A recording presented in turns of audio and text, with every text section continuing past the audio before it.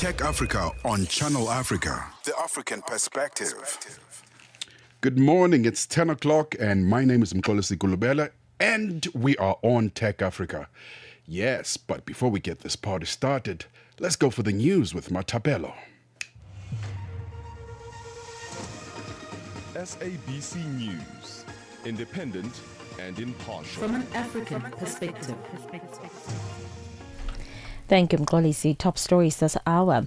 South Africa withdraws the troops from the United Nations Organization Stabilization Mission in the DRC, and ISIS claims responsibility for deadly Islamabad mosque bombing. Good morning.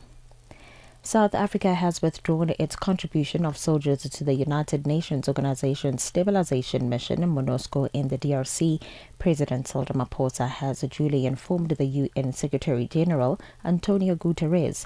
South Africa has contributed troops to MONUSCO for over 20 years and ranks amongst the top 10 troops contributing countries, with a force presence of over 700 soldiers deployed in the DRC in support for the mission's peacekeeping mandate.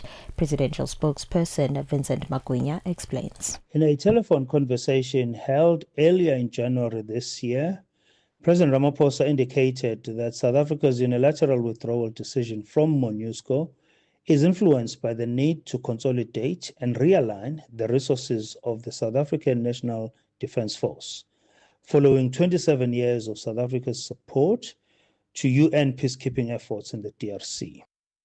And a Nigerian court has ordered the British government to pay $27 million to the families of 21 coal miners killed in 1949 by colonial authorities during a strike for better working conditions. Dubbed a notorious act of repression, the killings are seen as a catalyst for the anti-colonial movement leading to Nigeria's independence in 1960.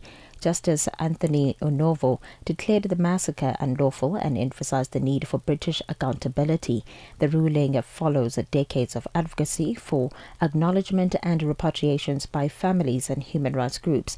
The massacre is commemorated as a significant event in Nigeria's struggle for independence. Onto this now. South Africa's Parliament Communications and Digital Technologies Portfolio Committee wants an urgent meeting with Finance Minister Enoch Godongwana. It says that this is to get clarity on an outstanding $237 million of funding commitment to the South African Post Office, SAPO. The funds were meant for SAPO's infrastructure upgrades, the digitization program, and settle creditor obligations. This was part of the turnaround plan for the underperforming post office. Parliament's legal advisor, Advocate Adelaila Arnold, explains. It appears that the SAPO business rescue practitioners have indicated that the lack of funding jeopardizes the implementation of the business rescue plan and may result in SAPO exiting the business rescue process prematurely. A charity organization in Sudan says at least 24 people, including 8 children, have been killed in an attack on a vehicle carrying displaced civilians in the central North Kordofan state. In a statement, the Sudanese Doctors Network said that the vehicle was fleeing from a conflict in a neighboring state when it was targeted by the paramilitary group, the Rapid Support Forces. The RSF have not commented, the BBC's Alfred Lustig reports. The Sudanese Doctors Network said the first attack targeted civilians fleeing violence in South Kordofan, with 2 infants and several women among the dead. The injured were taken to Al Rahad, where medical services are limited. The Doctors Network described the attack as a violation of international humanitarian law. The United Nations and the US condemned another attack on an aid truck, saying strikes on humanitarian workers and aid were unacceptable. And the Islamic State group have claimed responsibility for Friday's suicide bombing at a Shia mosque in Pakistan's capital, Islamabad. 32 people have died and more than 160 were injured, the BBC's Caroline Davies reports. At first there was gunfire, 5-6 fires. Then there was silence. After 15 to 20 seconds there was an explosion. Chaos took place after the blast. People were running here and there. I didn't feel I was hit because my back became numb. I came to know later that my back was hit as I came out. A recap of your top stories. South Africa has withdrawn its contribution of soldiers to the United Nations Organization Stabilization Mission, MONUSCO, in the DRC. For any news stories you'd like to share with us, please send an email to newsroom@channelafrica.co.za or call us on +2711 714 4459. For Channel Africa News, I am Matapela Mahabe. SABC News, independent and impartial. From an African perspective. Coding, creating, transforming tech in Africa. Your Tech Pulse. Log on to www.channelafrica.co.za.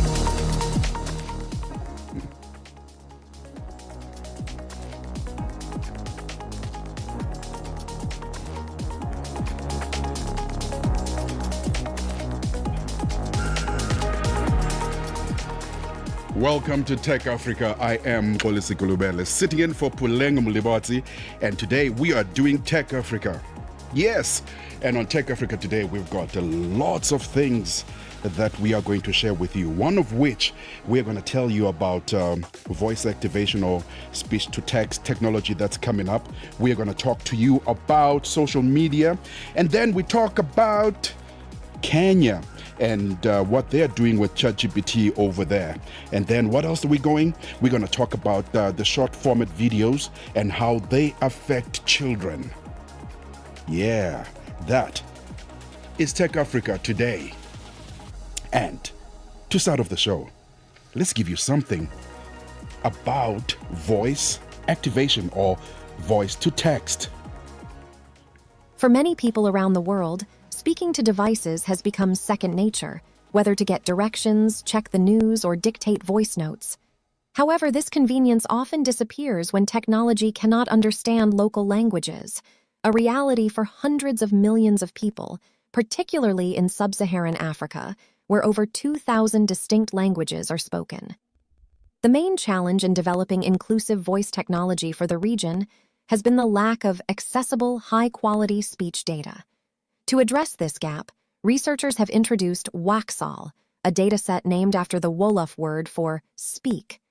Developed over 3 years, Waxall aims to empower researchers and support the creation of inclusive technology across Africa. The dataset covers 21 languages, including Acholi, Hausa, Luganda, and Yoruba, and comprises over 11,000 hours of speech data from nearly 2 million recordings. It includes approximately 1,250 hours of transcribed speech for automatic speech recognition, ASR, and more than 20 hours of studio recordings for text-to-speech, TTS applications. The project is a collaborative effort led by African institutions and experts. Makerere University in Uganda and the University of Ghana collected data for 13 languages, while Digital Umuganda in Rwanda led data collection for 5 additional languages. High-quality studio recordings were produced in partnership with Media Trust and Loud and Clear, and the African Institute for Mathematical Sciences, AIMS, contributed multilingual datasets for future expansions. The framework ensures that partners retain ownership of the data they collected while making resources available to the global research community. And there you have it.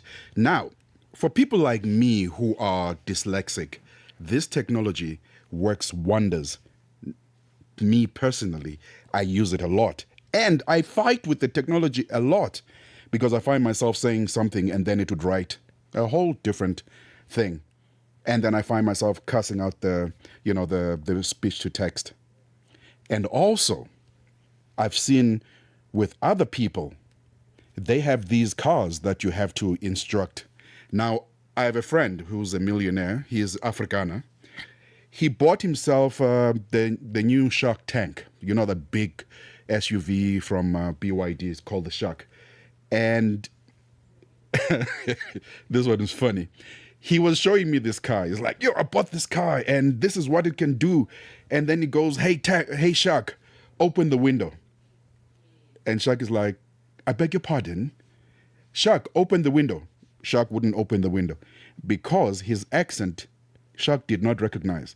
And so with what these guys are trying to do now, the way I'm looking at it is they're trying to include other accents, specifically African accents, because the people that develop this technology are Europeans and Americans. So this speech thing recognizes their patterns. And because the Chinese and, these other guys, I think they're also quite involved in this, in the development of this technology. They don't have a problem like us Africans with this technology. Anyway, for me, I'm excited and I'm in awe with what they're trying to do, especially with some of these African accents. I mean, like, let's take, for instance, the Nigerian accents. I battle to hear what they're saying. Now, can you imagine a technology that is designed by the Europeans? You know what I mean? But anyway, let's go for a break and come back with more information for you. But after that, we're going to start off the show with a beautiful song from the Muffins. But let's go to the break. Ahoy, matey! Captain here to help, right, boys? Set sail with us on a digital voyage like no other. Channel Africa has a treasure trove of awesomeness. That is our website and social media pages. Tell me, why are you here? We want you to be part of our adventure. The winds are changing, Captain.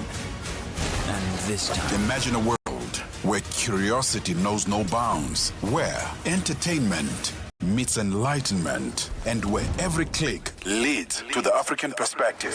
Visit us on our website, www.channelafrica.co.za, or follow us on Instagram or on X at Channel Africa One. Go on, like us on Facebook at Channel Africa One. So, spread the word. Tell a friend that Channel Africa's online variety is what they need on the web.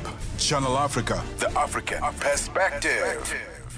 Got something to say? Are you passionate about issues that matter? Do you have a voice that deserves to be heard?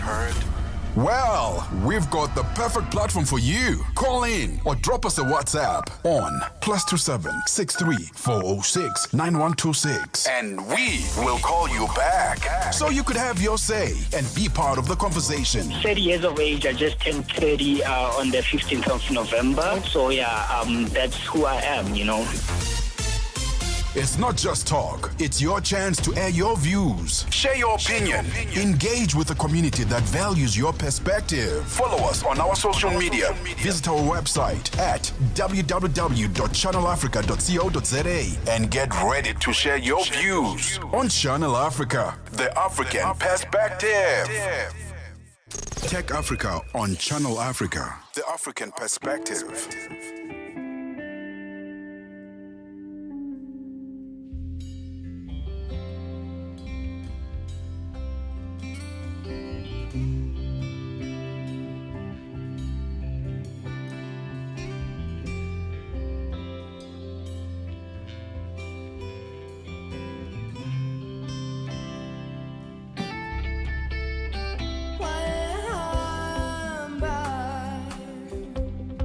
Hey,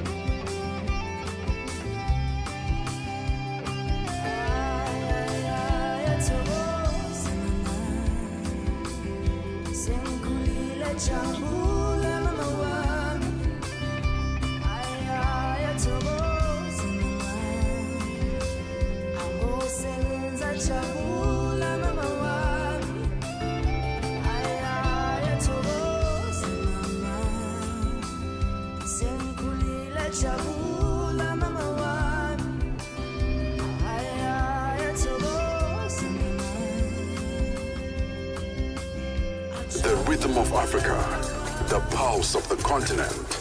This is Channel Africa, the African perspective.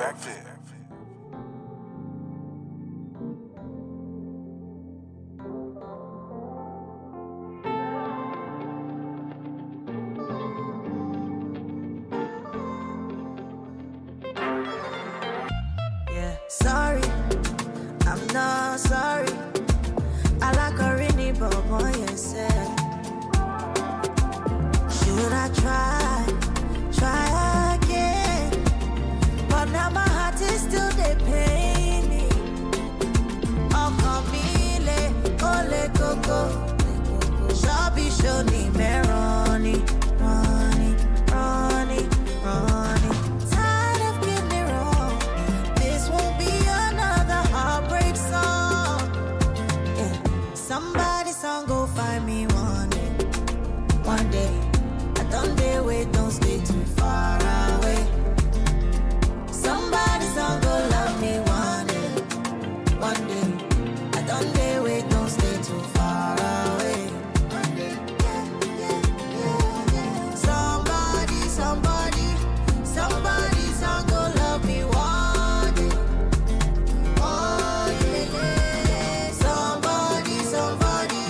Somebody song go love me one day. Worried, I'm not worried. No, I know the progress. Who wants to talk about whatever and live your life forever?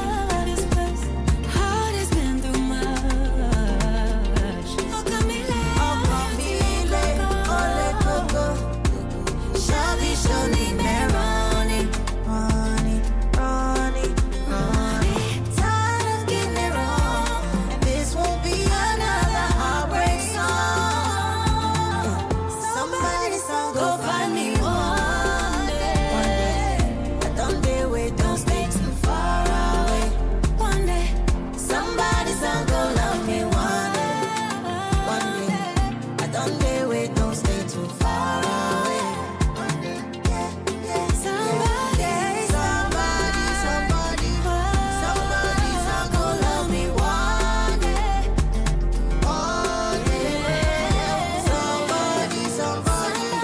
Somebody song go love me one day.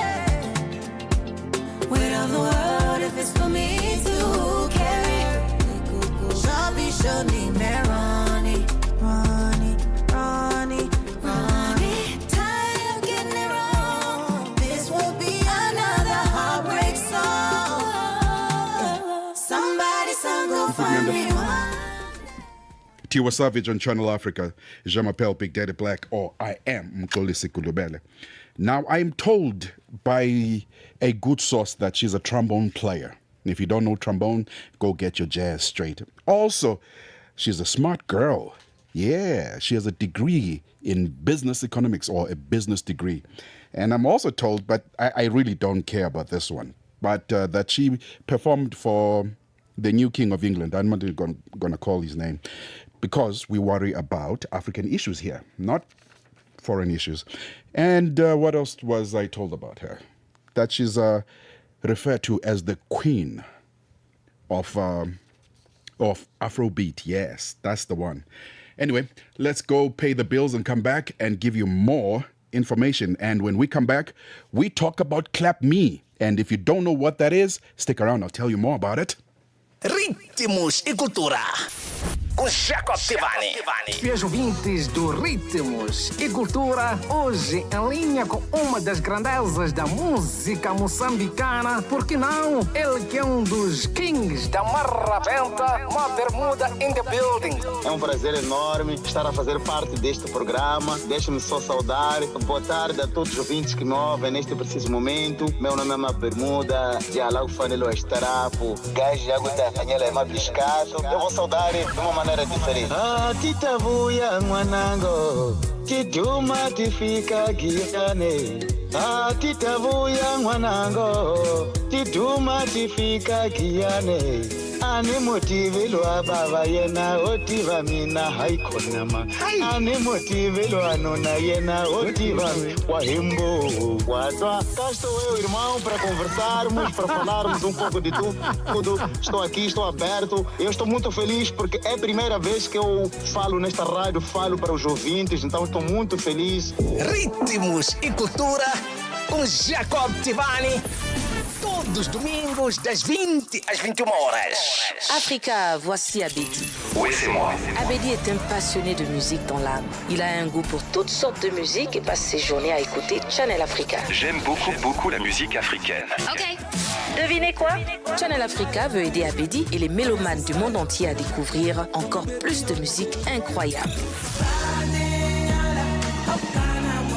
C'est pourquoi Channel Africa appelle les artistes africains à soumettre leur musique. Chers artistes, n'oubliez pas de nous fournir toutes vos informations pertinentes à l'email adresse musique@channelafrica.co.za. Les soumissions sont votre chance d'être entendues, mais elles ne garantissent pas une playlist. Toutes les soumissions seront soigneusement examinées pour voir si elles répondent aux exigences de notre station. Channel Africa, la perspective africaine. Tech Africa on Channel Africa, the African perspective.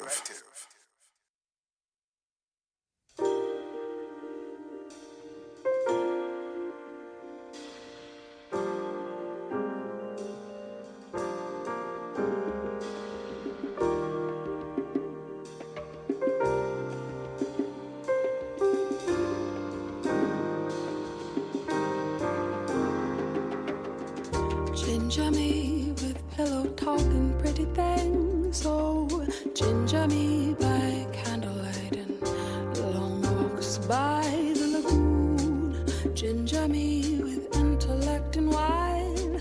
Ginger me, boy, with kindness and cool.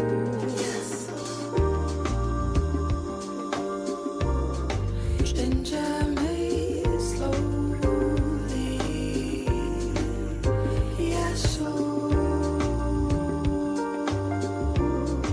ginger me slowly. Ginger me with poetry and roses in the afternoon. Ginger me with trips to Monaco and to the Nile. Ginger me with power and humility. Oh, ginger me, boy. Ginger me with your love. Ginger me slowly. Yes, so ginger me slowly. Take your time, hold me closer, show me your heart, and I'll show you mine. Slow it down, hold me longer. I'll be your girl if we do it slowly. Ginger me with unexpected kisses and a dance. Ginger me with breakfast in bed for just us two. Ginger me with dreams of love and faithfulness. Ginger me, boy, with your heart, boy. Ginger me slowly. Yes, so ginger me slowly. Slow down.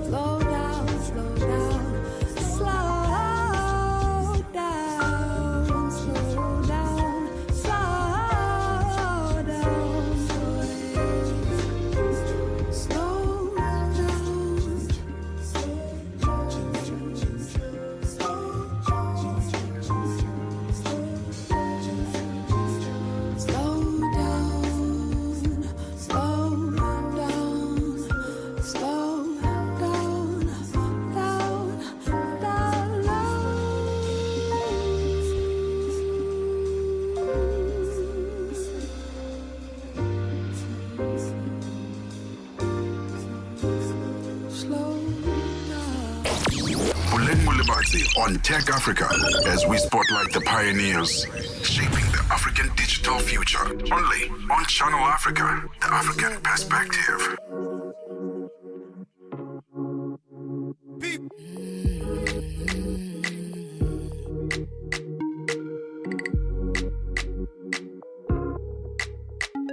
It's like something doing me bottle, yeah. Are you looking for me? What bottle, yeah. It's like I'm walking far away to you. Baby, don't try me, come closer, let me do you this. Big body pocket, what you say now? The way you do me so, don't call me bye-bye. I be needing my peace, oh. Big body pocket, what you say now? It's like there's something running down below. When you do me like this, and I really wanna say nice thing, just go shut your door. Oh, you know why we. It's still we go inside that grave. Cause if you wouldn't know my life, Bacala miss you know, Bacala miss you know. Another hit you know, another hit you know. Bacala miss you know, Bacala miss you know. Cause if you willing on my like this, I will come through, I will come running right there with you when you know like this, so and if you tell me your wishes, I will come through, I will come running right there with you when you know like this, so it's like I'm walking far away to you. Baby, don't try me, come closer, let me do you this. Big body pocket, what you say now? The way you do me so, don't call me bye-bye. I be needing my peace, oh. Big body pocket, what you say now? It's like there's something running down below. When you do me like this, and I really wanna say nice thing, just go shut your door. Oh, you know why we. It's still we go inside that grave. Channel Africa, that's some beautiful music. I'm not going to try to pronounce that. Kiaki. Wow. It's we learn these things, eh? We learn them. Beautiful music from Nigeria. Yeah. We are on Tech Africa and we are sitting in for Buleng Bulibatsi. You know, there is something that we use as, digital natives. And I count myself as one of those digital natives because I was born at the time when the digital was coming in and the analog world was getting out. But over the years, we have now gotten to a place where we don't just use it for meeting people, talking to old friends, finding out old friends. Some people are using it for revenue generation. And because we're using it for revenue generation, we find that Africans get paid 10 times less than the rest of the world, specifically the Europeans and the Americans and the Australians.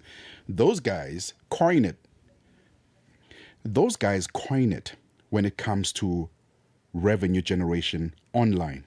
Now, we as Africans, we will not be left to other people's whims. So some clever Africans, they've seen this and they've made it their life's work to make sure that they right the wrong. Yeah? Now, there's a brother called Justice Enenje. He's the CEO and founder of ClapMe. And if you don't know what ClapMe, Justice is going to come and tell us about what is ClapMe. But I'm telling you, ClapMe is attempting to level the playing field in the revenue generation space for us Africans. Hi, Justice. How are you doing? Hi, I'm great. Morning. Glad to be here. Yes, Justice. You are a superman and a superhero for some of us who are content creators. Tell me, how did this come about for you? I try to paint a picture, but I'm sure you can draw a better picture than me. Yeah. So I started my journey, right, both in e-commerce way back over. Hey, Justice. We seem to have a network problem with Justice. Let's take a promo and then come back and... okay, Justice is back. Okay, Justice, talk to me. You were still telling me about e-commerce. Yes, so I started my journey in e-commerce, and then I pivoted to starting off a digital agency where I worked with creators and brands, right? And also co-founded a game studio known as Juju Games. Now, so I've been in the creative industry for over a decade, or just about a decade, right? And one thing that I had observed, right, working with creators and local businesses, is that, you know, the current social media platforms and the platforms that are out there, right, for African talents to be discovered are not optimized for Africa. True. Either via monetization, right, or via talent discovery. I mean, do you know that Africans put out over 21% of global internet content, but then earn less than 0.01% of monetization revenue? Right, there's so much work from brilliant Africans, right, brilliant creators, amazing businesses, but then there's so little coming back to us, right, in comparison. Worse, even for businesses who are trying to run ads. Imagine you're trying to run ads for your fellow Africans, for your fellow Nigerians, South Africans, right? You have to pay foreign companies so that they can then show, you know, your content, right, to the local environments, right? Yeah, it's just crazy and just madness. TikTok does that. You have to pay TikTok to advertise you, and then still you incur all the cost. TikTok and YouTube, you incur all the cost, and you still have to pay them to distribute your work. Exactly. That's not fair. Exactly. That's not fair. That's not fair. So monetization, talent discovery was bad. And so my co-founder and I, we've been on this journey, right? Because they just have to be a better there had to be a better monetization tool that is built around our culture, our spirit of competition, the intelligence, the drive of the average African, right? And it's instantly rewarding without all of those bottlenecks, you know. And that is how we started off Clap Me. Okay, now that we have established that, give me a little bit about what is Clap Me. Can you describe this to somebody who's never heard of Clap Me? Yes. So Clap Me is the world's first competitive live streaming platform, right? Where creators go head to head on live streaming contests. Fans vote for their favorite creators to win. The winning fans and their creators share in the reward. Some people describe us as the Twitch of Africa, but we're the Twitch of Africa with a twist, where both fans and the streamers, you know, and their favorite creators can earn from live streaming, right? So we've imagined live streaming as a two-way street, right? Where we've powered that with our African love of competition, community, entertainment, right? And turn that into instant monetization. So you do not need to, first of all, grind to some algorithm by putting out content, soul-sucking content day by day, right? To be instantly discovered or to instantly monetize your content. Best part is that your audience also get rewarded from engaging, you know, like, I mean, we could be having this debate right now, this very conversation on Clap Me, and people who are watching can support me, you know, or support Channel Africa, right? And for doing that, they also get rewarded. You know, so we're the first to actually crack that. That's beautiful. Now, let's go on to step 3. Now, you spoke about monetization and all that. That's money. How are you making the money? How are the advertisers in like coming on board, or how are you generating your capital so that you can distribute it? Awesome. So Clap Me does this amazing flywheel. Our model is this amazing self-sustaining flywheel, in the sense that, you know, for example, orders from streaming, there are multiple points of revenue for both us, the platform, and for creators and for their fans, right? From streaming, other platforms, when you get gifted or when you get, you know, taped on stream, this platforms take as high as 50%, right? Some 60, right? Clap Me takes just about 20% of that, so 80% goes to the creators, to the streamer, right? And then we have a second mode known as a competitive stream mode, where while streaming, someone can request the mic to come on stream with you, right? And when you accept that, that goes into a competitive live stream mode. Fans support you using Clap Points. Clap Points are the in-app points currency system. So you buy Clap Points and then you use that to support, or use that to tip, or use that to gift one person to another. So fans can then choose to support either you or your co-host, right? And whoever wins that, like the person with the highest vote, or you could be a gamer if you're challenging someone to say something like, FC 26, and someone can come in and co-stream with you, challenge you. Whoever wins that, right? You take the streamer takes 50%. The fans get 40% of the distribution, depending on how early they backed their favorite to win. And Clap Me just keeps 10%. It tight, right? We also, have Clap Points that we sell, and off-ramping, which is instant. So you could turn that Clap Point directly into your local fiat currency instantly, and we have just very, very little fees on that as well. So it's a well curated flywheel system that one point fits the other point. Have you created any millionaires yet? So, yes. Never millionaires, right? We've had people. Yeah, we've had someone who's a gamer. One guy, Level 5, he plays Fortnite. He made over a couple of millions from streaming already, right, on Clap Me, right? Okay. We've had people who are sport analysts. We've even had this tournament session where Ghanaians versus Nigeria, right? There was a tournament, and a Ghanaian, with as little as $10 supporting their favorite streamer. He was supporting the Ghanaians to win, right? He won about 2.5 million naira equivalent, which is in dollar terms, how much is that? In dollar terms, that's about $1,800 from a single stream, from just a single stream, a single live stream. So you can imagine doing that multiple times, right? Yeah, no, that's beautiful. Okay, now that we've got all of that, what's the next step for? Are you coming down south? How long do you think you can spread it throughout the rest of the continent? Awesome. So we launched just about 4 months ago. We have 6,000 plus users. We've paid out over $20,000 to both streamers and their fans. We're currently in pre-seed, and we're hoping to be down south by second quarter. Right? We already have a partnership. We're already selling a partnership with some, off-ramp payment partners in South Africa that would allow South Africans to go on stream, because while we also have blockchain rails, so buying Clap Points is truly global, right? We also want off-ramp, that's you being able to access our platform with local currency and also get the rewards in your local currency if you wish to be possible. So by second quarter, we should have that. Our mobile app is launching, because all of this has been through our beta web app. Our mobile app is launching this very month, right? And so by second quarter this year, we should be down south. I know we're expanding to Uganda, Kenya, right, and then South Africa. All right, that's very nice.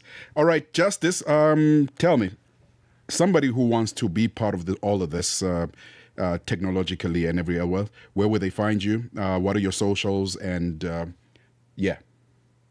Okay, so I'm on X as Chief Ikenga. That's Chief, then Ikenga. Or you just look for Justice Eneje and I will pop up. I'm also on Instagram as Justice Eneje. I'm on LinkedIn as Justice_Eneje. So if you're looking for me, just type my name and my surname, you'll find me. You can also find me once you type Clap Me. That's Clap MI. That stands for clap for me, because people clap for you on stream and they get rewarded and you also get rewarded, right? Yeah. So you can either search for Clap Me HQ or Justice Eneje across all social media platforms and you'll find me. Thank you very much, Justice. And we hope that we'll see more of you and Clap Me. And that was... Yes, sir. And that was Justice talking about Clap Me. And me personally, after this, I'm going to download it. I'm going to download the beta version that he's talking about and see how it works and see if I can be a Naira millionaire too. Hopefully it does translate better than the dollars and rands.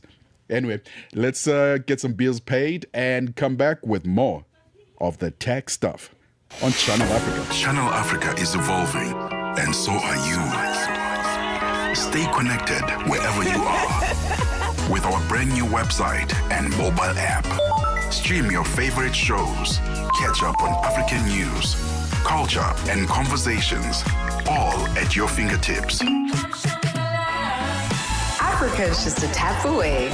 Your world, your stories, now on the go. Stay connected wherever you are. Visit channelafrica.co.za or download the Channel Africa app today. Channel Africa, the African perspective.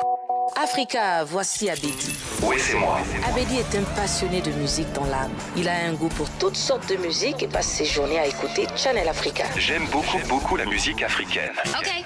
Devinez quoi? Channel Africa veut aider Abedi et les mélomanes du monde entier à découvrir encore plus de musique incroyable.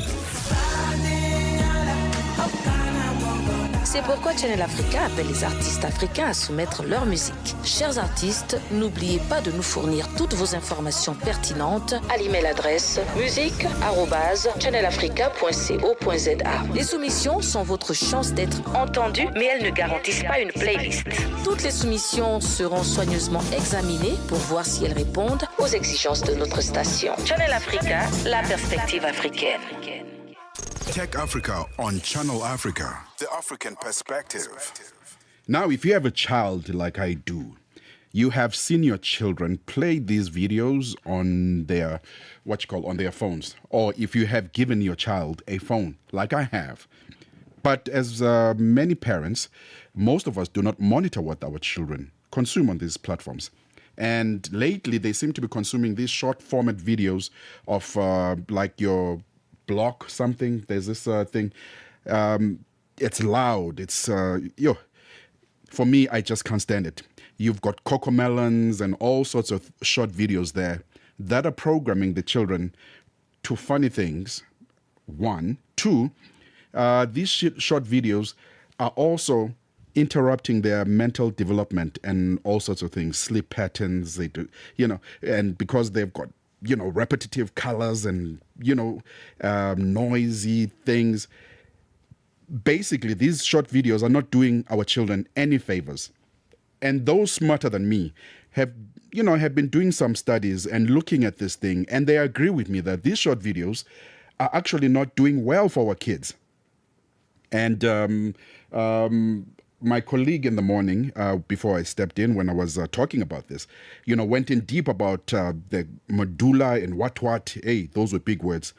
Now I've got a doctor, who is going to lay it all down for us. Dr. Kitumetsi Mashiko, good morning. Good morning, and thank you for having me.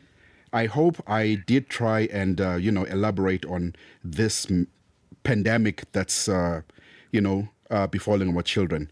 What's going on here, Doc? I think we sometimes undermine the brain, and that it's such a sensitive and powerful part of our bodies, right? We assume that whatever we feed it will be good for it, but it's also a bit gullible in that whatever you feed it, it doesn't question it. So that's how you get people become addicted to substances or even watching things on television, for example, because of that dopamine impact. So there's a neurotransmitter in the brain, the reward system. This is called the dopamine. So how these videos are made usually, or how they are put on the platform, is that they trigger that dopamine release. Therefore, it's rewarding for the children who watch it, or even for adults, right? And what happens is with dopamine, we want more, we want more, we want more, and we want immediate gratification, which then becomes a problem in the children because they still need to know how to handle study periods, right, that are longer than 10 minutes. They need to sit and concentrate for about an hour at a time sometimes. So that's where it becomes problematic. And that's where now we get to say they've got ADHD because they cannot sit still. So these videos you're saying are contributing to that. They can trigger that. So what happens is someone who's already struggling or who has a predisposition for ADHD, what happens is when they go and watch these videos, they give them what they need basically for that dopamine neurotransmitter. So in essence, it's not necessarily causing it, but it's making the child then struggle even more, or they even, it almost exacerbates the issue. So meaning they were predisposed for ADHD, and now because they are feeding this constant instant gratification videos to their brain, when they get to class, they become more problematic, and then we really must get them to see a psychiatrist to help them manage the concentration. But definitely it does impact the concentration, and children also then who are predisposed to watching these things, they tend to not want to sit or to go through boring tasks, mundane tasks, because the dopamine is not as excited as when they watch the videos. Okay. Now, we live in a social media age, and we, like I said, I bought my kids a phone, and they're constantly on these social media platforms consuming this media. How does that, contributing to making the kids dumber? To lack of a better word. They call it brain rot. That's a better word. I don't know if it's better word.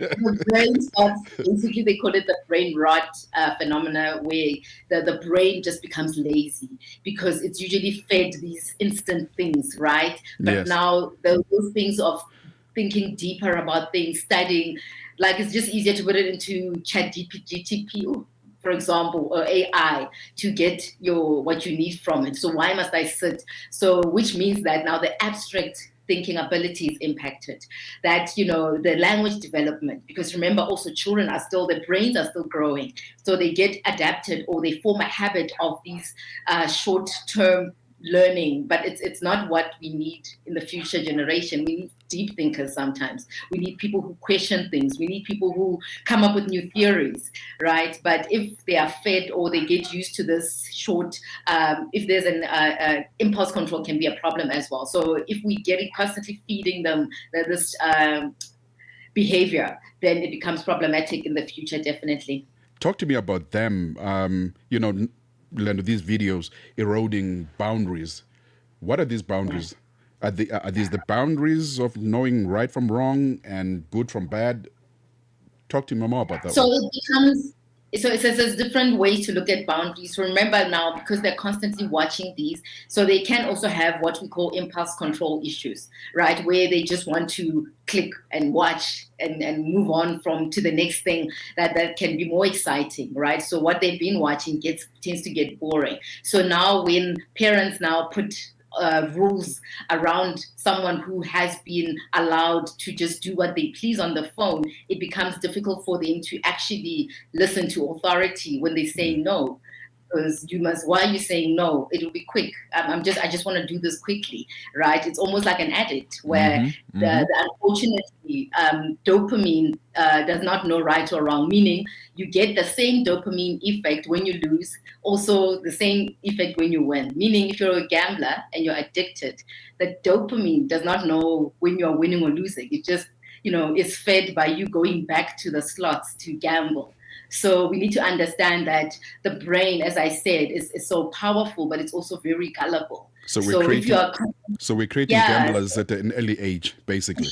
Definitely, because when we see children unable to actually get off their phones, it's because we have triggered that addiction behavior in their brain, and therefore we also, for them to stop, we need to introduce the new habit or something healthier for them to do. That's why it's important to set boundaries around how long they're on the phone for, and watch the content that that they actually indulge in, and make sure that they understand that social media is not a real place. All right. Because sometimes I think we forget that it's not a real place. Just because I'm posting my video there, doing the things that I do, does not necessarily mean this is how life should be, or that you should do the same. So we need to really emphasize that it's entertainment, and it should be short term and not before you sleep, and there should be a limitation of screen time. Dr. Mashiko, Dr. Mashiko, can we hold it there? There's a lot to unbutton on this one. Hey, me being a father, there's a lot there. Doctor, now if somebody wants to consult and get more information about this brain rot, where can they find you? What are your socials? So on the social media pages, I'm at Dr. Tumi_DSM. That's DR, not the full word. And my WhatsApp line is 082-858-7033. And my Let's website have that WhatsApp is line again. 082 or +27 82 858-7033. And my website is rebaonewellness.com. Can you spell But also Rebaone? it's REBAONE wellness, WELLNESS.com. All right. Dr. And okay. I was saying also if they Google Dr. Kitume Mashego with an E, they will find me. All right. Thank you very much, Doctor. This was very enlightening. That was Dr. Mashego talking about brain rot of our children. And being a father of two, I have first-hand experience. Have you tried talking to a 6-year-old when they've got a phone on their hands? I don't think so.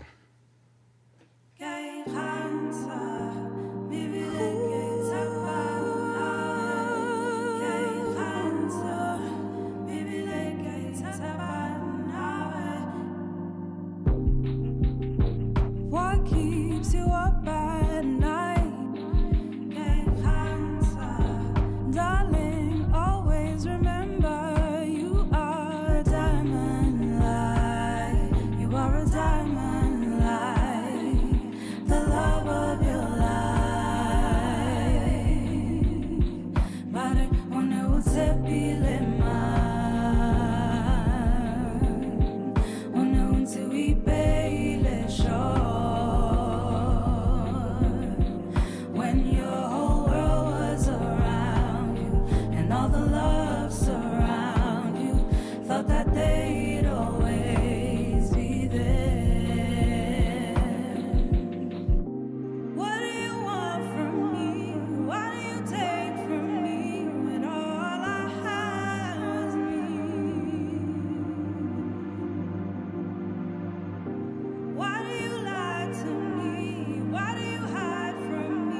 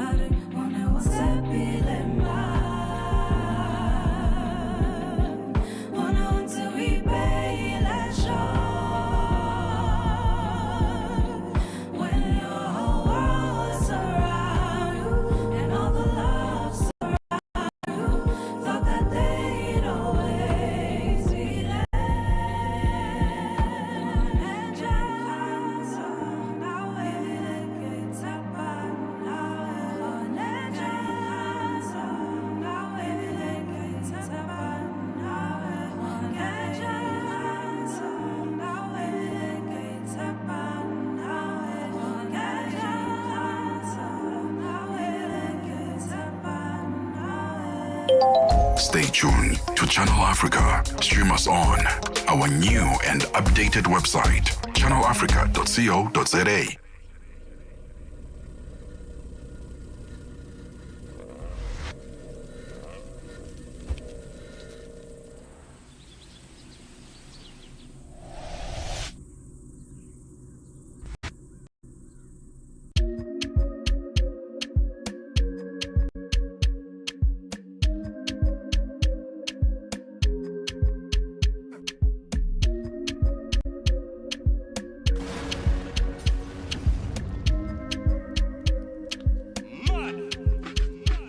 We not go far, we are go go, we go know. All of the blessings fall on my yard. Blessings stay for my yard, And like a that, you go be, you go see, you go feel because the blessings fall on my yard. Blessings fall on my yard, That's why I say my alcohol. I don't wanna reason bad things no more. I don't wanna go back to where I did before. Make nobody stress me, not disturb me, I sip my alcohol.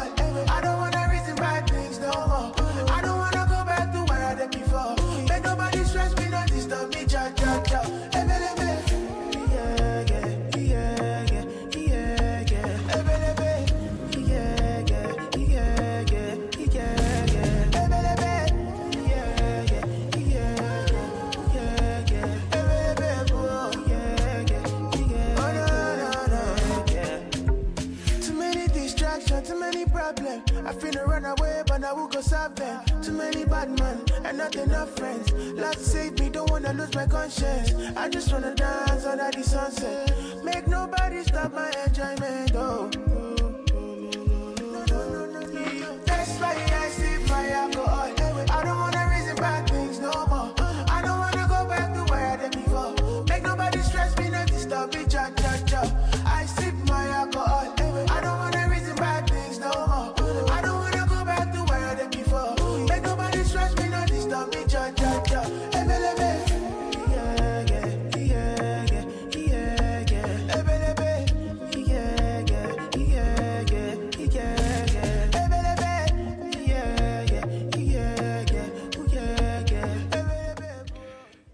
This is Joe Boy on Channel Africa. This guy, if you didn't know, he was discovered on Instagram. So take all these platforms. As you heard the conversation that we've been having, these platforms are actually quite good to get yourself out there. Now look at Joe Boy. Was discovered on Instagram. Who thought that would ever happen? And I'm sure since him, many others have been discovered on Instagram. Anyway, let's let the music continue talking on Channel Africa. Je m'appelle Big Daddy, a.k.a. Mxolisi Kulubele.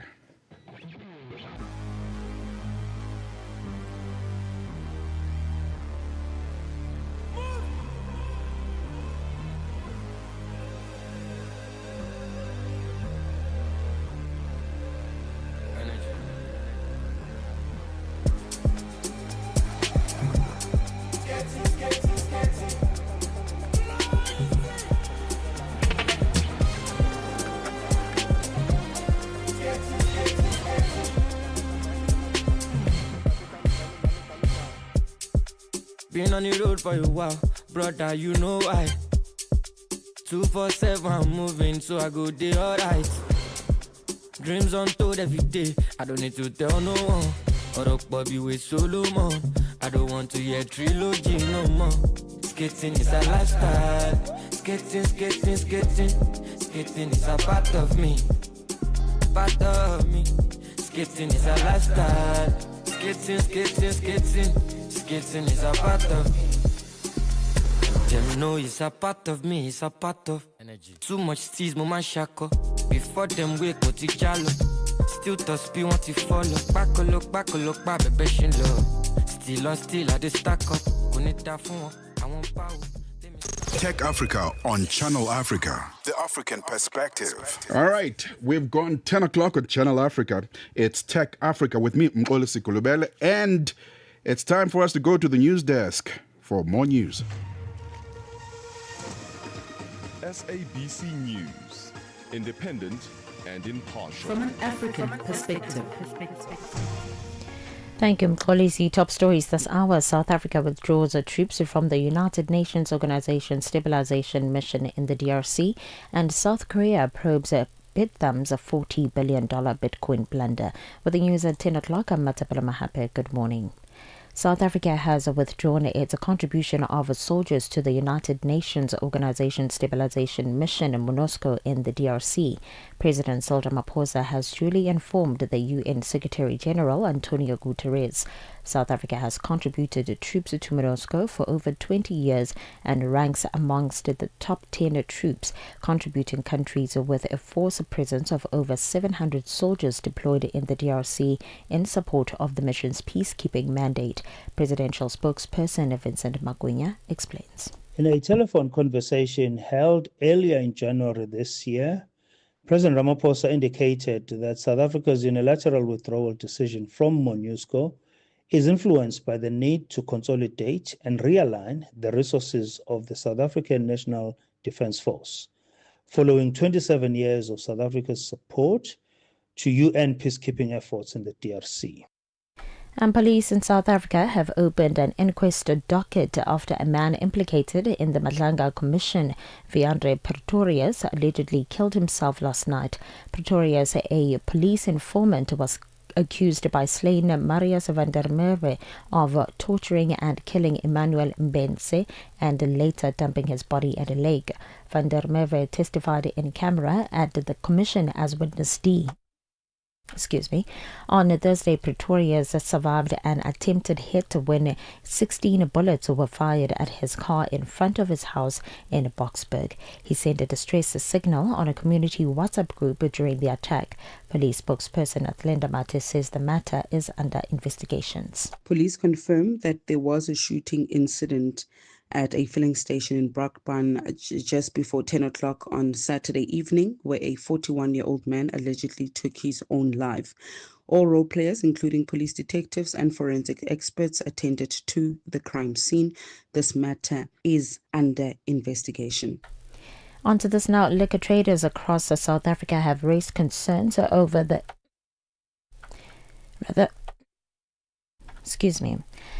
Liquor traders across South Africa have raised concerns over the impact an increase in alcohol tax could have on businesses. This follows the National Treasury plans to increase excise duties in order to curb alcohol abuse in the country. President of the concerned Tshwane Liquor Traders Association, Oupa Mtombeni, says the increased prices will not solve the problem surrounding alcohol consumption. He warns that if the tax hike goes ahead, both government and businesses will have to face a sharp rise in illicit alcohol. You don't want to see liquor traders selling liquor to underage. We don't want to see liquor traders selling liquor to somebody who is already intoxicated. You don't want to see liquor traders selling liquor to a pregnant woman. But by increasing, it's also going to kill our businesses as liquor traders.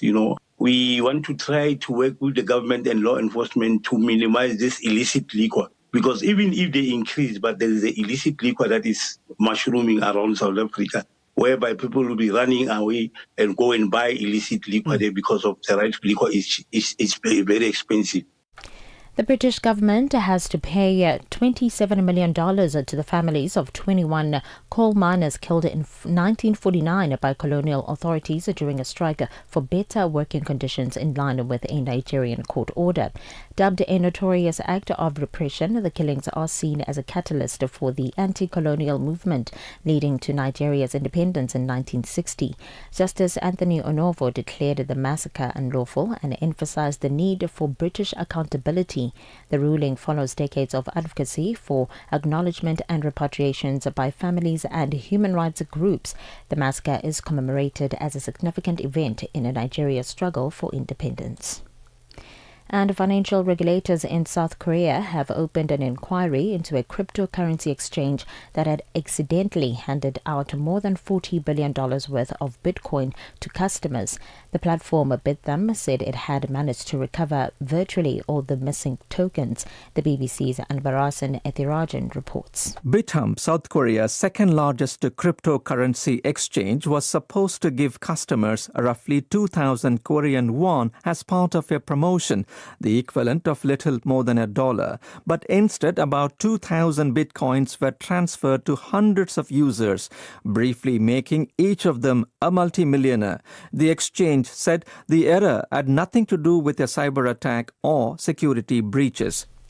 A recap of the top stories. South Africa has withdrawn its contribution of soldiers to the United Nations Organization Stabilization Mission, MONUSCO, in the DRC. For any news stories you'd like to share with us, please send an email to newsroom@channelafrica.co.za or call us on +2711 714 4459. For Channel Africa News, I am Matapala Mahape. SABC News. Independent and impartial. From an African perspective. Coding, creating, transforming tech in Africa. Your Tech Pulse. Log on to www.channelafrica.co.za.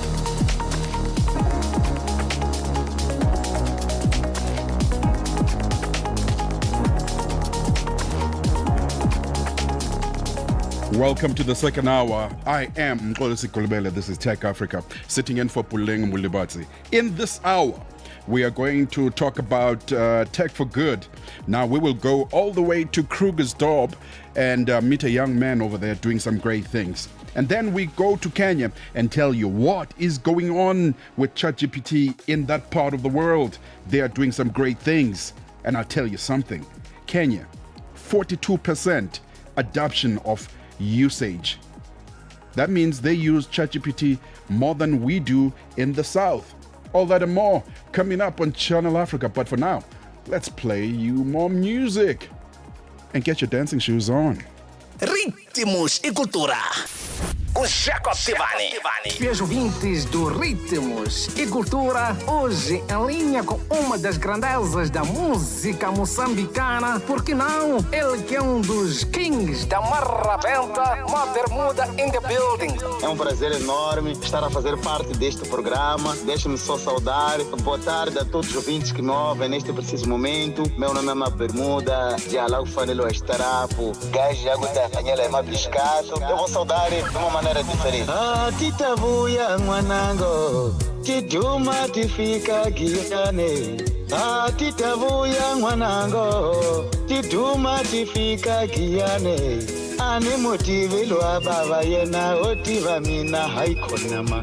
Ani motive lo anona yena otiva wahimbo watwa. Cá estou eu, irmão, para conversarmos, para falarmos um pouco de tudo. Estou aqui, estou aberto. Eu estou muito feliz porque é a primeira vez que eu falo nesta rádio, falo para os ouvintes, então estou muito feliz. Ritmos e Cultura com Jacob Tivani. Todos os domingos, das 20 às 21 horas. Your life, your rhythm, your Africa. Channel Africa. Find it for free on Google Play and the Apple App Store.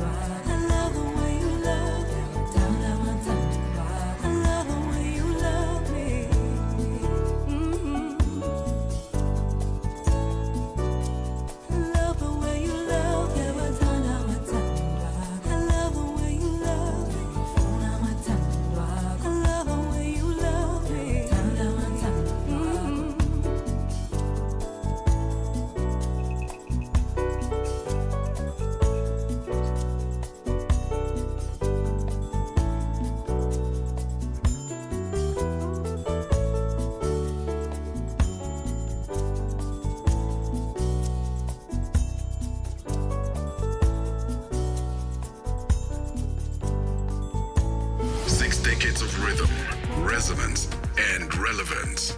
We are Channel Africa, the African perspective.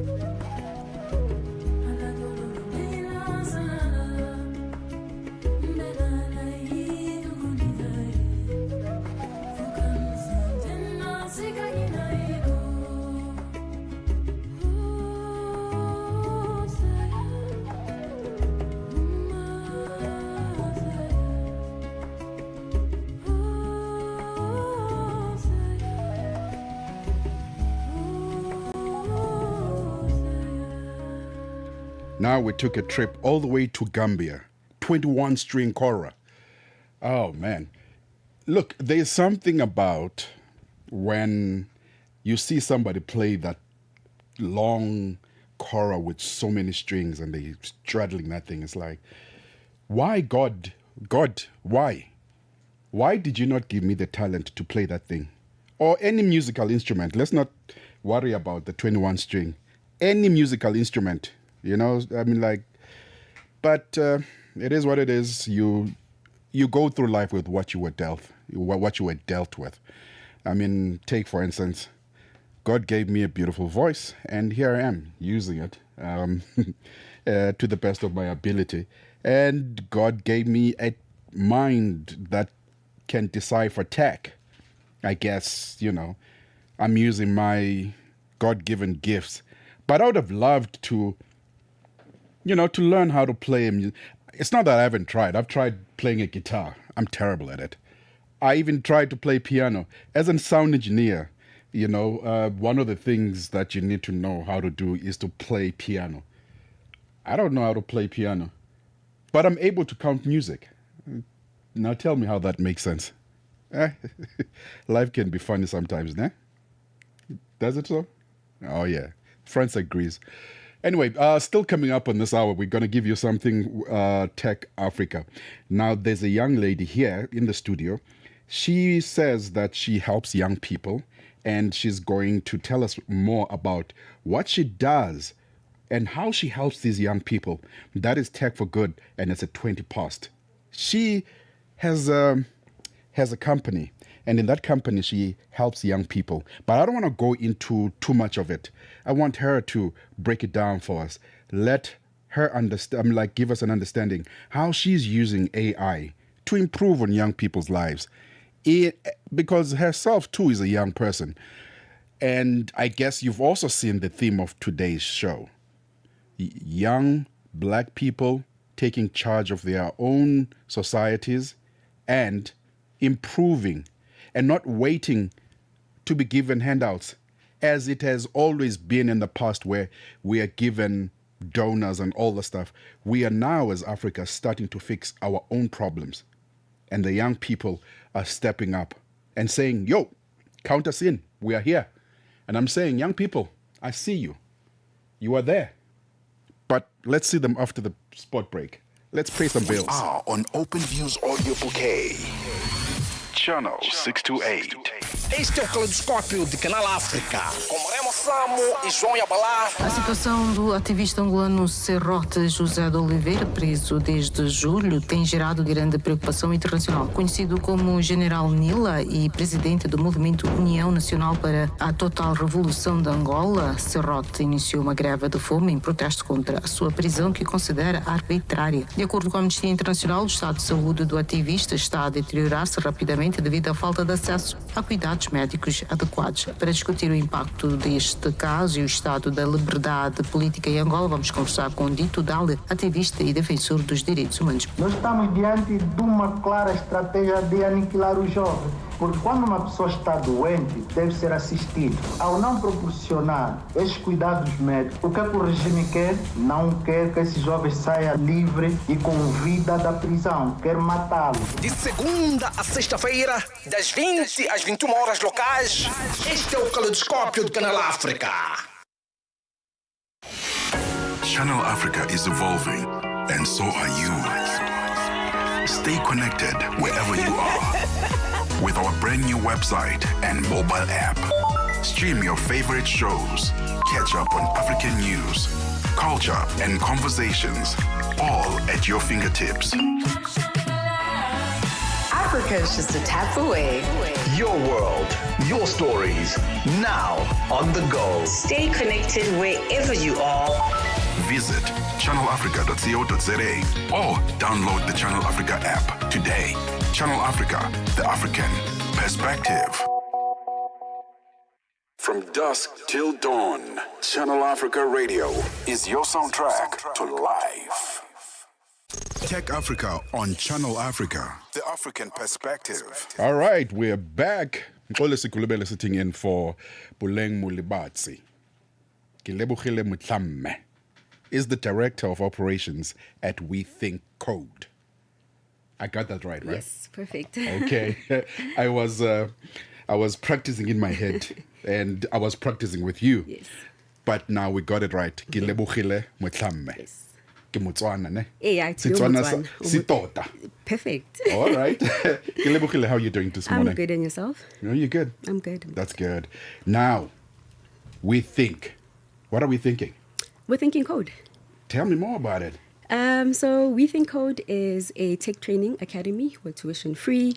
We were founded in 2015 because we basically wanted to tackle two issues that we experience in South Africa, right? Yes. The first being the high unemployment rate amongst the youth, and then secondly, the shortage of critical skills when it comes to software developers.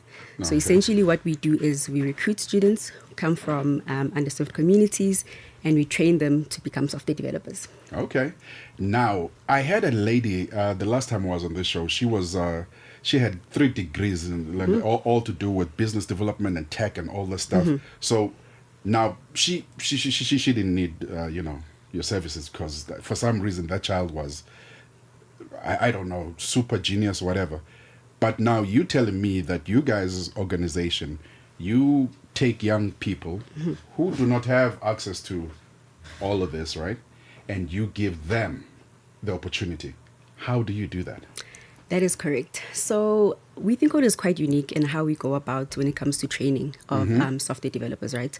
The first thing is that we're not like a traditional university where we look at prerequisites in terms of what you did in matric or your previous experience or your previous qualifications. What we look at is potential and aptitude. So as I had mentioned, we try to recruit specifically people who come from underserved communities because, for one, these are the marginalized communities. They don't necessarily have access to opportunities to study further. So when I say we're looking at your aptitude, we're looking at things of like, are you a problem solver? Are you someone who's quite innovative? Are you someone who's, able to think quite logically? Are you someone who's a self-starter who's able to take ownership of your own learning? Because that's how we think Code basically runs. So essentially, by removing these barriers, we're obviously offering them the opportunity to, get access to quality education. Whereas with universities, again, you have to pay tuition, and with us, we're tuition free. So essentially, that's how we allow the students to kind of gain access to Think Code. All right. Now, I've noticed that you guys have been around for a while, right? Now, tell me, how have you stayed afloat all this long? Because I assume this could be very expensive on you guys. How are you funding this? So we are funded by private organizations as well as donors. We run a lot of sponsorships with corporate partners who actually hire from us.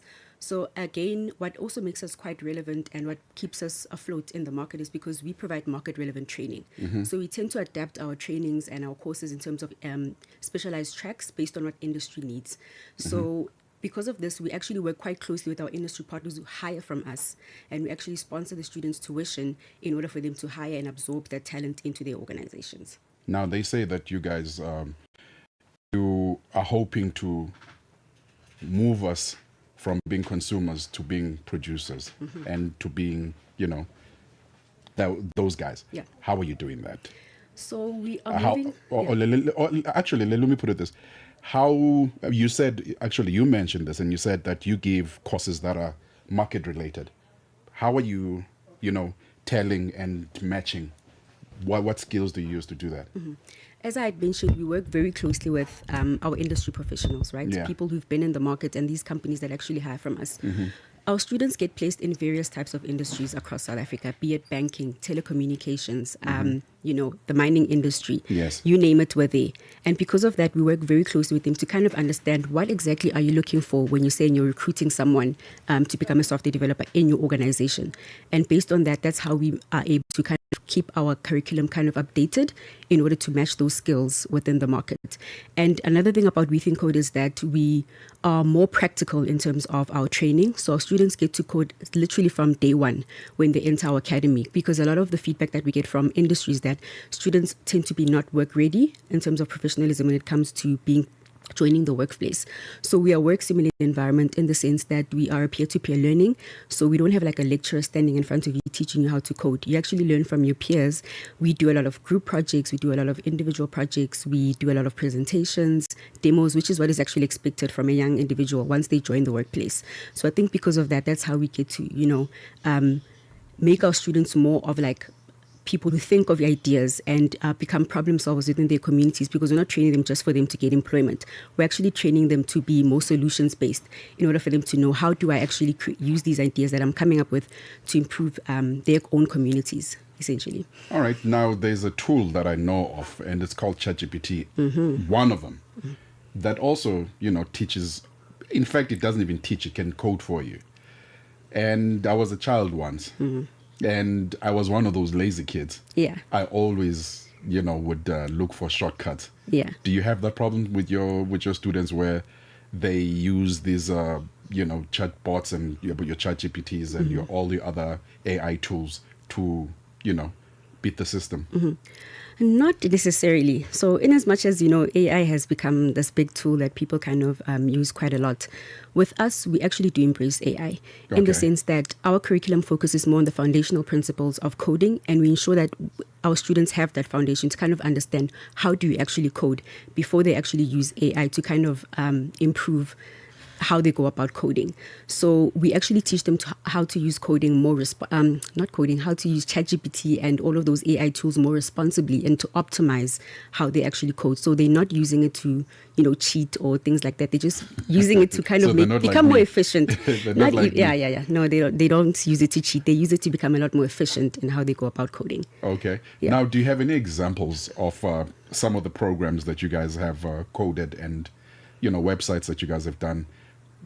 Because you said you guys are work ready. So which industry, examples that you can point me to and say, no, we did that one. So there's quite a lot of examples. But our children did that. So I think one of the examples would probably be our students. We have some of students who work at MTN. So a lot of the apps that you see at MTN are actually built by our We Think Code graduates. I think that's the one that I can think of off the top of my head.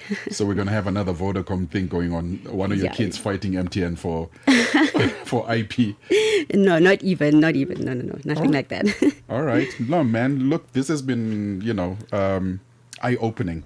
And I appreciate your presence, and I appreciate you opening my eyes about something like We Think Code. I didn't even know that there was such a thing. But now, why I'm saying that, I've got daughters also that are, at that age. So how do they get hold of you? So they can go onto our website. It's www.wethinkcode.co.za, and they can get to apply there.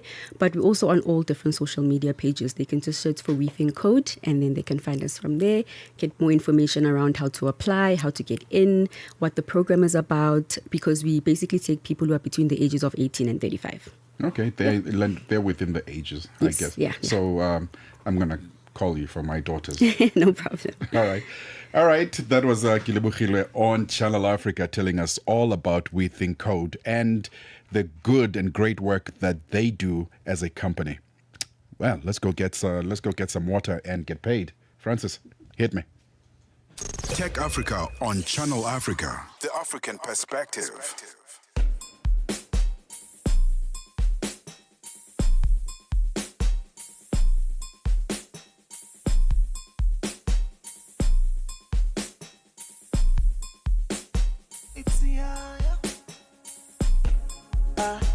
Blessings coming my way. I think I am vibrant. Flying going any miss them try me, but they can't get me, no.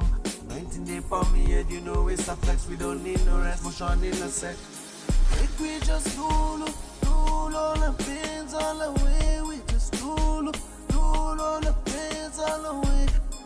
This is my story, this is my song. Just rule. And the number one, position one, everything number one, money number one, blessings number one, so the number one, so the can. And the number one, position one, everything number one, money number one, blessings number one, so the number one, so the can. Number one, position one, everything number one, money number one, blessings number one, so the number one, so that's what they can. And the number one, position one, everything number one, money number one, blessings number one, so the number one, so that's what they can. I'm not a friend of my enemy. I will never ever be friend with my enemies because they don't love me. I manage, I only say. I'm not a friend of my enemy. I will never ever be friend with my enemies because they don't love me. I manage, I only say.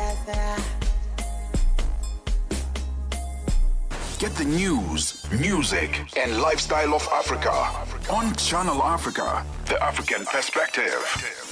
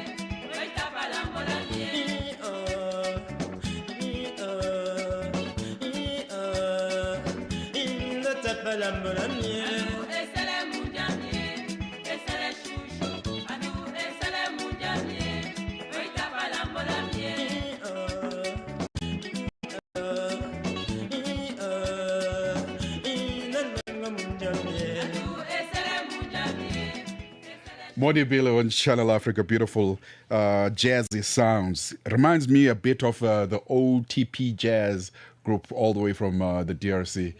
All right. Now, when we come back from the break, we are going to speak about AI adoption in Africa. And Kenya seems to be leading the road on that. I mean, I was talking to a colleague and he tells me that in 2018, Kenya was already using 5G network when the rest of us were still on 4G. And I remember at some point, the rest of Africa had migrated from the terrestrial, from the analog TV and had moved to digital TV, while South Africa was still bickering on who should own what. Anyway, after the break, let's have the adoption conversation. Channel Africa is evolving, and so are you. Stay connected wherever you are with our brand new website and mobile app. Stream your favorite shows, catch up on African news, culture, and conversations, all at your fingertips. Africa is just a tap away. Your world, your stories, now on the go. Stay connected wherever you are. Visit channelafrica.co.za or download the Channel Africa app today. Channel Africa, the African perspective. Madapiri pazoshitika. Madapiri pazoshitika. Madotolo oposa 1,500 amene amagwira ntchito yaulere mu zipatala zaboma mu dziko la Zambia azanyanyala ntchito lachisanu sabata ya mawa ndipo Daniel Shabanda kutambasula nkhani. Madotolo oposa 1,500 amene amagwira ntchito mopanda malipiro apamwezi dziko la Zambia akuyembekezera kuyamba kunyanyala ntchito. Ichi ndi chifukwa chakuti boma lalephera kulemba ntchito monga mmene lidawalonjezera. Channel Africa News yalankhulana ndi mkulu wa bungwe la madotolo la Resident Doctors Association of Zambia, Dr. Paul Chiwe, akugomeza kuti madotolo ambiri amene akugwira ntchito mu zipatala zaboma akugwira ntchito yaulere ndipo ali ndi chiyembekezo chakuti tsiku lina adzalembedwa ntchito ndi boma. zochitika pa nthawi ya 6 koloko kufikira 7 koloko madzulo lolemba mpaka lachisanu ndi Madapiri. Tech Africa on Channel Africa, the African perspective. And I am Mxolisi Gulubele on the radio, talking tech on a beautiful Sunday morning.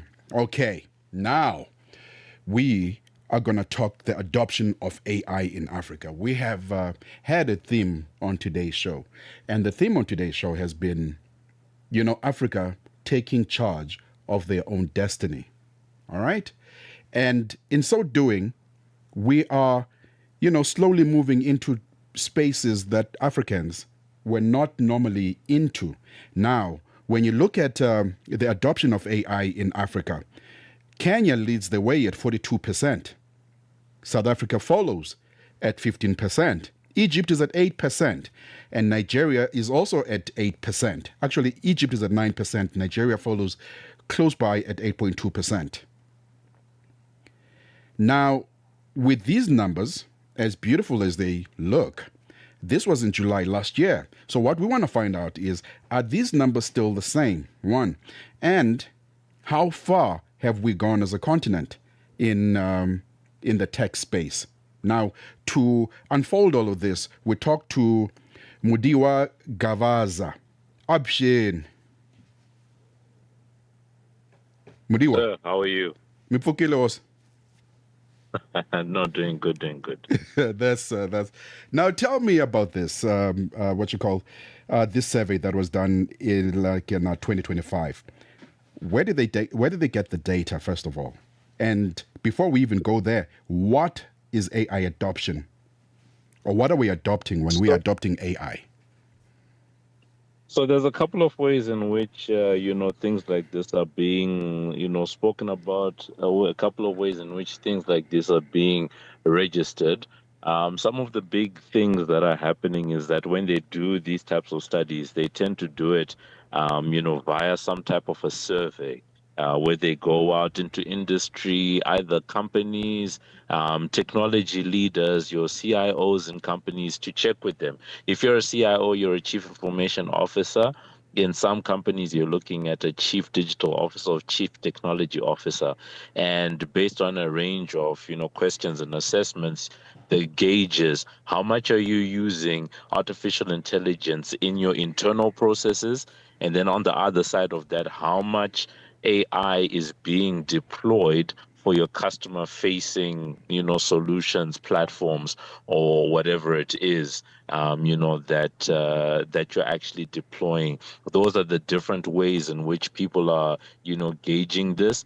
Some people talk about AI adoption, and the word adoption is what's being used by Microsoft in how they've done it. But we've seen other companies like Cisco. They released a similar report at the end of 2025, I believe October, November, where they were talking about AI readiness, sort of recognizing the fact that in many instances, companies actually aren't using AI to that extent, and people are still figuring it out. So why don't we look at AI readiness as opposed to AI adoption? So there's still clearly, some ways to go, but also some debate about, this use of AI. I can actually fight that one and say, we're not ready. We are using it. We are there. I mean, take, for instance, this ChatGPT. I mean, Kenya is leading the way. Are they still in the driver's seat, or have Nigeria surpassed, or what's going on in those figures? Are they still the same, or have we not gotten new data yet? This is where I push back to your pushback, because when we talk about readiness, we're not talking necessarily about the fact that people are using it. We're talking about effective use, because just because you have a workforce that is using ChatGPT, one could sit and say, okay, fine, that's an organization that's making use of AI, and that would be true. However, a more accurate and effective definition has to do with, okay, if you're an organization that says you want to use AI, where does your data sit? Are you one of those companies that is still writing out long form invoices, for example? Or are your processes being captured digitally? You can use ChatGPT. You can have a teller or cashiers that are using ChatGPT to help them do their job. But if they're still writing out long form invoices using pen and paper, if they're still, having to sit and then do a duplicate into Excel and all that, then it means that your data isn't ready for it to actually be used by AI, because the AI process should be able to just take a digital invoice or a digital record of a transaction and actually be able to either manipulate it or use it for insight. So I think that's where some of the noise comes in sometimes. Yes, you can have a workforce that's using all of these different tools, but how effectively are we using these tools? And that's where South Africa, from all the studies that have come through, that's where South Africa's falling a bit behind, because in many instances, the processes that are in businesses, in organizations, in governments, in schools, in hospitals, clinics, are actually not that digital. So you couldn't even get some of that input into an AI system for it to make a recommendation and all of this stuff using the data that's there. And I think that's where the real issue for South African organizations lie. Yes, South African organizations have a high rate of digitization, but it's just not where it should be. And for now, Kenyan businesses and the Kenyan economy seems a little bit more geared towards some of that.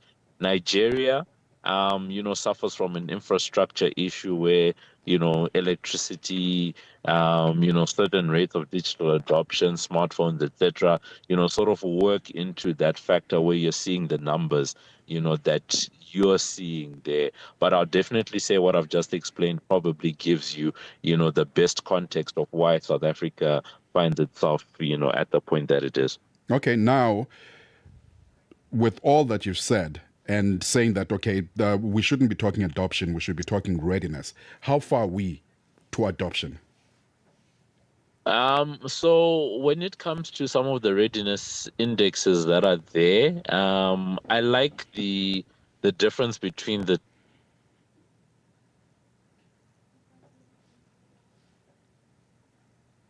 Kavaza? Hello? Looks like we're having some telephone difficulty with our caller. With our guest on the line.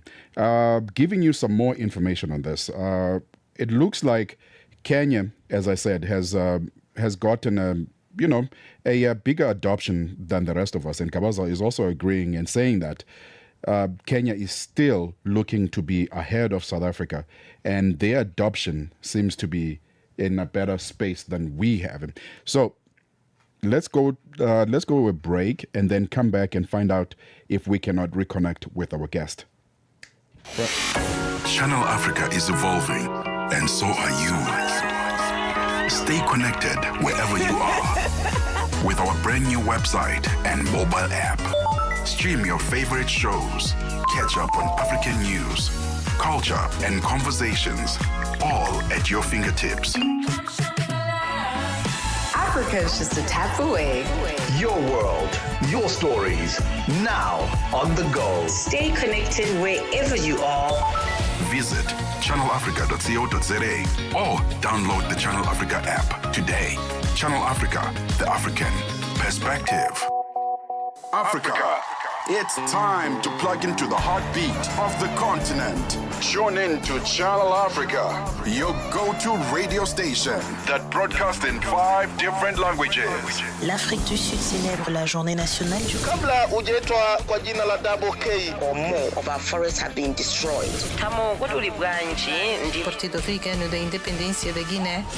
See Channel Africa represents every corner of this amazing land. From Lagos to Cape Town, Nairobi to Dakar, we've got you covered with the freshest news, music, and cultures. So, turn up the volume, feel the rhythm.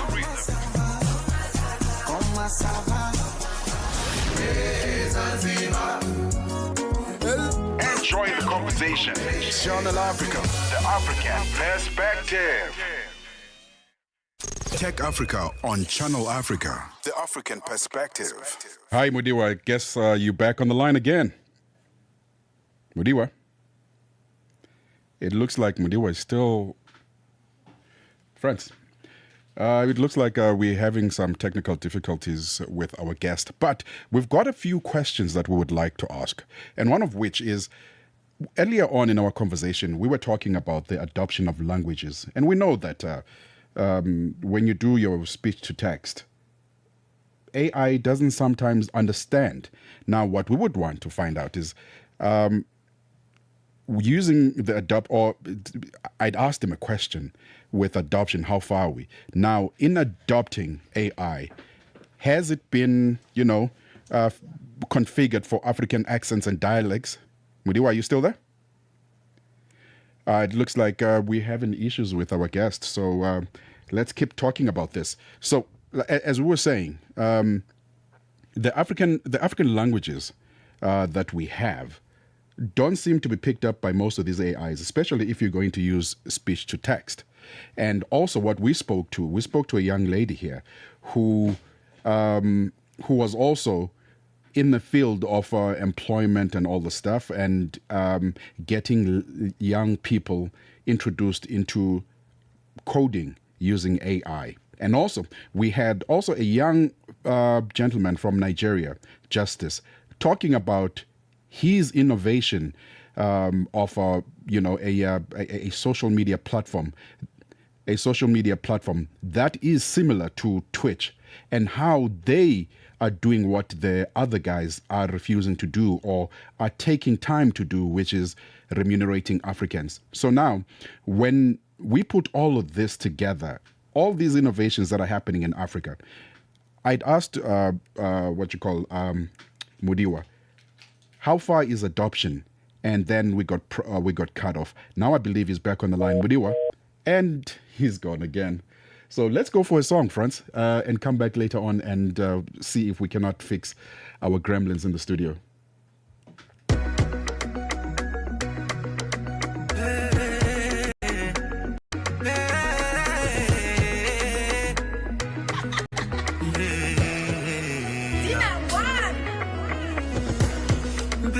Sans toi, moi je n'ai pas de vie. Je ferai tout pour toi, t'as pas besoin de le dire. Et si je t'ai fait du mal, les gars, baby, I'm sorry.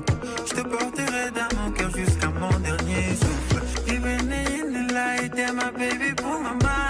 Tu me combles de joie, je t'aimerai toute ma life. Et une vraie relation, ça joue à deux, wallahi. Hey, hey.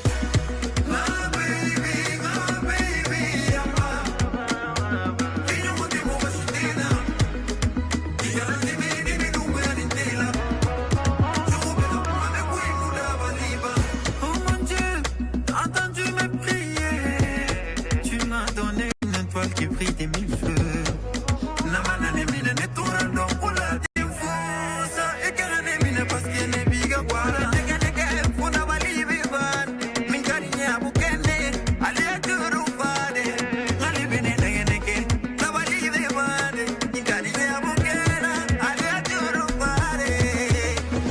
Enfin, moi j'ai eu mon âme sœur. Enfin, j'ai eu celle qui me fallait.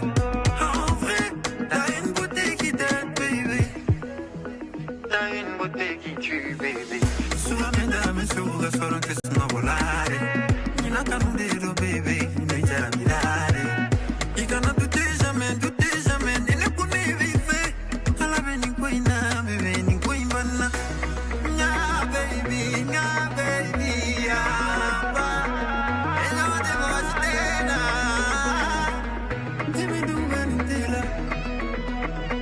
Wa quei muda baliva. All right, Channel Africa, welcome to it. It's me, Mkolisi Kulubela, sitting in for Puleng Mulibatsi on Tech Africa, talking AI and the adoption of AI. And, technology happens. Sometimes these things do break down, and they break down in the most critical spaces and times. Anyway, we were in the middle of a conversation with Kawaza, Mudiwa Kawaza, and I'd asked him a question on the adoption, and he was getting into it. Now we've got him on the line. Kawaza, do you still remember the question, or should I repeat it? No, please repeat it. Why are you putting me on the line, Chief? But anyway, I was asking that, seeing all what we've spoken about, right? And you saying that we shouldn't be talking adoption, but we should be talking readiness. Now I was like, how far are we? What's the gap like? All right. So the reason why I was also using the word readiness and adoption is because some people tend to use these words, can I call it interchangeably sometimes? But the real issue is the fact that so many organizations are still trying to figure out where they are. So if we take Microsoft AI report, for example, they say, South Africa sits at just over 21% AI adoption rate, right? If I take a look at Cisco's, AI readiness report, which came out last year, just in October, they spoke about only 18% of organizations in South Africa are fully prepared for AI. That 18% on readiness and that 21% are very close to each other, right? And then most recently, Cisco updated some of their statistics, and we saw in December, that they were talking about South Africa's adoption of generative AI is above average across a number of different countries, seeing it being comparable to Canada, places like Canada, as well as South Korea, right, and sitting in roughly that same range. So that's where we are. I think that 20% number gives us an indication, whether you use the word adoption or readiness, about the gap that sits. And if we're going to talk the gap, it gives us a roughly 80% or so gap of organizations that are still walking in the dark, basically. All right. When it comes to AI. All right. I appreciate the knowledge, Kawaza, and I appreciate you actually aligning me, because I had some misconception, but I like the fact that you aligned me and you put me straight onto where the game is actually. Kawaza, please give me your socials and where we can find you for more information if we're looking to communicate with you about this tech issue. At Mudiwa Gavs across all social media. Search for Mudiwa Gavaza on the Business Day website. We tend to cover all of this quite a bit. Thank you very much. Until the next time. Thank you. Ciao, bye. Tech Africa on Channel Africa, the African perspective. All right, it is exactly 11 o'clock. I am Mkolisi Kulubela. Let's go to the news desk and get more news about what's going on in the world. SABC Actualité. La perspective africaine. Thank you, Mkolisi. Top stories this hour. SA President faces tough questions on local government elections, and Indian refiners are avoiding Russian oil purchases for delivery in April. Good morning. A senior researcher at the Southern African Liaison Office, Lwazi Somya, says that this year's State of the Nation address comes at a critical moment as South Africa heads into local government elections under the Government of National Unity. President Cyril Ramaphosa is expected to deliver the State of the Nation address SONA on Thursday. The SONA is anticipated to not only reflect on government's past promises but also to outline new priorities. Somia adds that the president enters SONA facing challenges on multiple fronts. President Cyril Ramaphosa not only has to project a level of certainty but needs to provide direction both to local municipalities, provincial governments, the markets, along with the international community on what are the priorities for the South African government in the coming year and what are the medium-term priorities that will set South Africa on the front foot in terms of creating jobs, growing the economy, and along with dealing with issues around corruption, maladministration, as we have seen in these various commissions of inquiry, and along with the investigations happening at not only at a security level, but at the state administrative level. And officials in northern Nigeria say there have been a new attack in which 3 security officers were killed and 11 civilians, including a Catholic priest, were abducted. The abductions took place in Kaduna State in the early hours of Saturday. Reports suggest the attackers were Fulani herders who've been accused of a wave of attacks on Christian farming communities. And on to this now, South Africa has withdrawn its contribution of soldiers to the United Nations Organization Stabilization Mission, MONUSCO, in the DRC. President Cyril Ramaphosa has duly informed the UN Secretary-General Antonio Guterres. South Africa has contributed troops to MONUSCO for over 20 years and ranks amongst the top 10 troops contributing countries. Presidential spokesperson Vincent Magwinya. In a telephone conversation held earlier in January this year, President Ramaphosa indicated that South Africa's unilateral withdrawal decision from MONUSCO is influenced by the need to consolidate and realign the resources of the South African National Defence Force, following 27 years of South Africa's support to UN peacekeeping efforts in the DRC. And a charity organization in Sudan says at least 24 people, including 8 children, have been killed in an attack on a vehicle carrying displaced civilians in the central North Kordofan state. In a statement, the Sudanese Doctors Network said the vehicle was fleeing from conflict in a neighboring state when it was targeted by a paramilitary group, the Rapid Support Forces. The RSF have not commented, the BBC's Alfred Lustig reports. The Sudanese Doctors Network said the first attack targeted civilians fleeing violence in South Kordofan, with 2 infants and several women among the dead. The injured were taken to Al Rahad, where medical services are limited. The Doctors Network described the attack as a violation of international humanitarian law. The United Nations and the US condemned another attack on an aid truck, saying strikes on humanitarian workers and aid were unacceptable. And Indian refiners are avoiding Russian oil purchases for delivery in April and are expected to stay away from such trades for longer.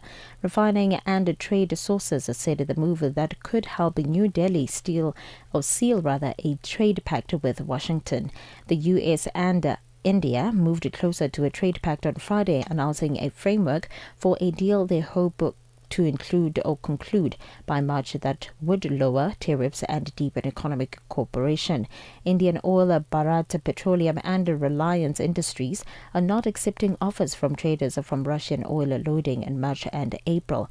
The refiners, however, had already scheduled some deliveries of Russian oil in March, while others have stopped buying Russian crude.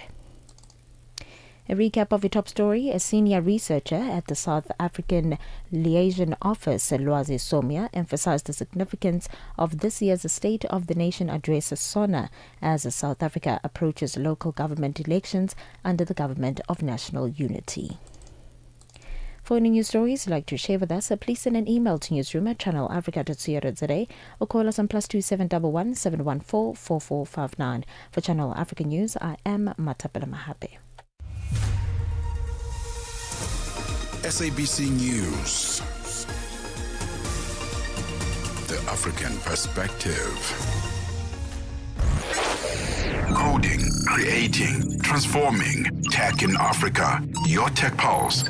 Log on to www.channelafrica.co.za.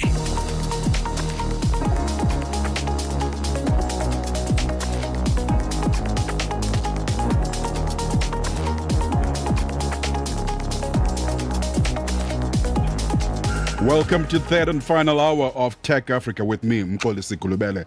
Sitting in for Puleng Mulibatsi, we've had such a beautiful show.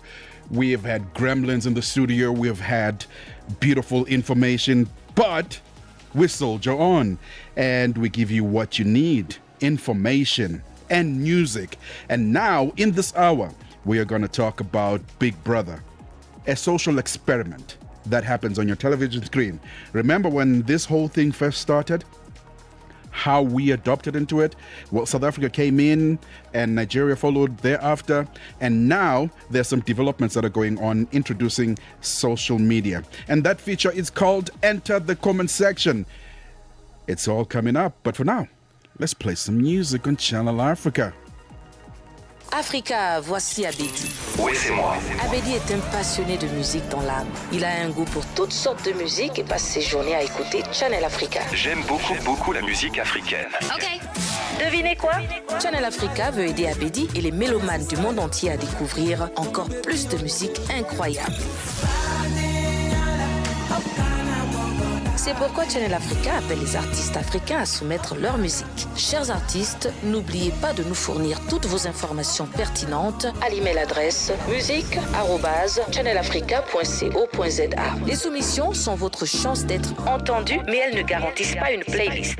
Toutes les soumissions seront soigneusement examinées pour voir si elles répondent aux exigences de notre station.